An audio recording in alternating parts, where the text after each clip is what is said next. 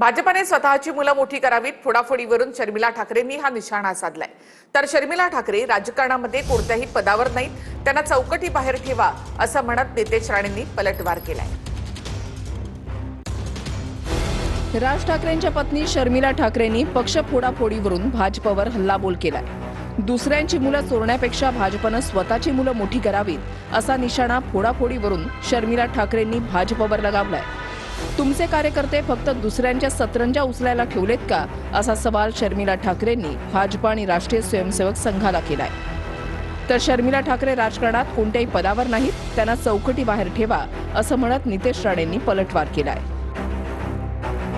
तुम्ही तुमची मुलं मोठी करा ना, दुसऱ्यांची मुलं चोरण्यापेक्षा भारतीय जनता पक्ष, RSS, विश्व हिंदू परिषद याच्यात काम करणारी खूप चांगली मुलं आहेत होती। कुठे ती आता? त्यांनी काय फक्त सतरंजाच उचलायचे का दुसऱ्यांच्या आतापर्यंत?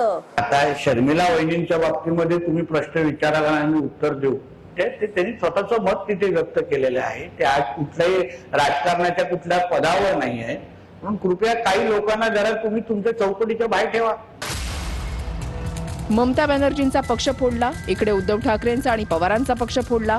आम्ही पक्षातून बाहेर पडलो आणि आमचे नवीन कार्यकर्ते तयार केले असं शर्मिला ठाकरेंनी म्हटलंय।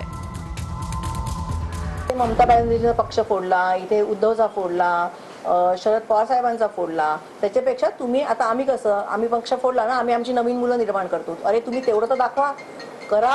चांगली मुलं खूप असतात काम करणारी, त्यांना मोठं करा।